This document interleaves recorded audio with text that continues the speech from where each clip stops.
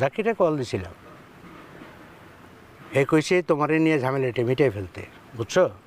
রতন তার বাপ মারে সবারই নিয়ে আইছে। আমার তো কোনো আপত্তি নাই কাকা, জলি যদি যাইতে চায় আপনি ওরা পাঠায় দেন। তুমি কি কও জলি, যাবা রতনের সাথে? মেম্বার সাহেব, আমার কিছু কথা আছে। আগে আপনার মেয়ের মতামত নেই। জলি যদি সংসার করতে চায় তাহলে কোনো কথা নাই, সরাসরি সংসারে যাইব। আর যদি সংসার করতে না চায় তাইলে জলি যা কয় হুনুম। আমি ওনার সাথে সংসার করবো না, আমি ওনার নামে মামলা দিব, ওরা আমি জেল কাটামো, ওর চাকরি আমি খাবো, তারপর ওরা আমি ছাড়বো।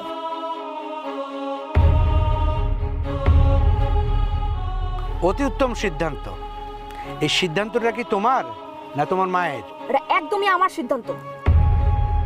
আচ্ছা, কি কারণে তুমি রতনরে ডিভোর্স দিবা, ওর নামে মামলা করবা? কারণটা কি? কি অপরাধ তার?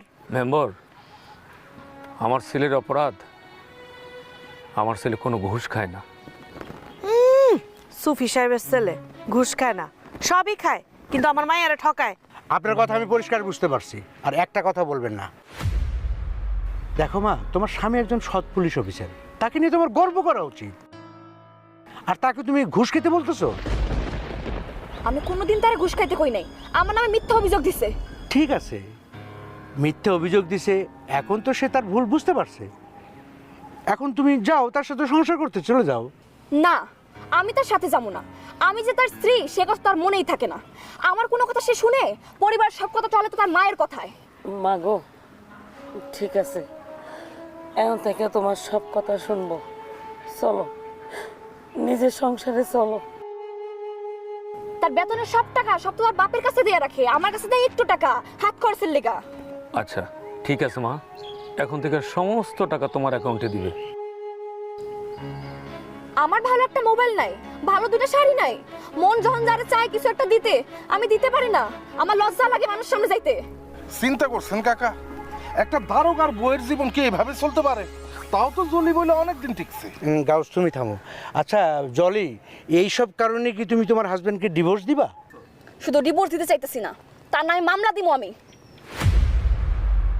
তোমার স্বামীর চাকরি গেলে তুমি কি খুব খুশি হইবা? কোনো ক্রমে কি তুমি তার সংসার করবা না? যাওয়া যায় এক শর্তে, তার বেতনের সম্পূর্ণ টাকা আমার হাতে দিতে হইব। কোন দুঃখে আমি আমার বেতনের টাকা সব তোমার হাতে তুলে এলাম? আমি কি জুয়ারি? আমি কি মদরি? না আমি নেশাখোর? মেম্বার কাকা, ওর সব কথা শোনা যাবে না। প্রেম করে বিয়ে করছি তার মানে এই না সে যত কথা কইব, যত অন্যায় আবদার করবো সবাই মেনে নেবো। এইটাই কি তোমার সিদ্ধান্ত জলি? জি, জীবনে কোনোদিন উনি ওনার বউয়ের কোনো আবদার পূরণ করতে পারে নাই, জীবনে পারবও না। রাখুন, তোমার শেষ আবদারটা আমি রাখুন। তুমি চাইছিলে না আমি তোমারে ডিভোর্স দেই? আমি তোমারে ডিভোর্স দিব। তাতে করে তোমার মামলা করতে সুবিধা হইব। সবার মতের বিরুদ্ধে যে ভালোবাসে তোমার বিয়ে করছিলাম না, তার প্রতিদান তো আমাকে দিতে হইব। তোমারে ভালোবাসছিলাম, আমি ভালোবেসে বিয়ে করছিলাম তো।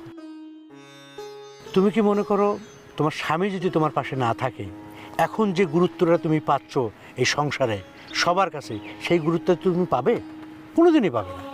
তোমার স্বামী একটা ভালো চাকরি করে, ভালো একটা অবস্থানে আছে বিদায় তোমাকে সবাই সমীহ করে, আদর করে।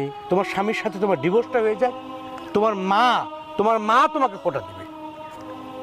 তোমার দুলাভাই তোমার একটু খবরও নিবে না।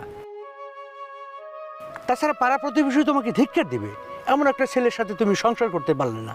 তোমার শ্বশুর শাশুড়ি তোমাকে অনেক ভালোবাসে, তোমার জন্য আমার কাছে এসে কান্নাকাটি করতেছে। এখন তুমি কি করবা তুমি ভেবে বলো।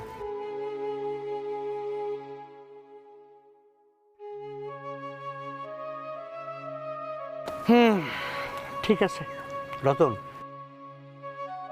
বাবা তুমি তোমার বাবাকে নিয়ে চলে যাও, পরিস্থিতি এরকমই। আসসালামু আলাইকুম। ওয়ালাইকুম আসসালাম।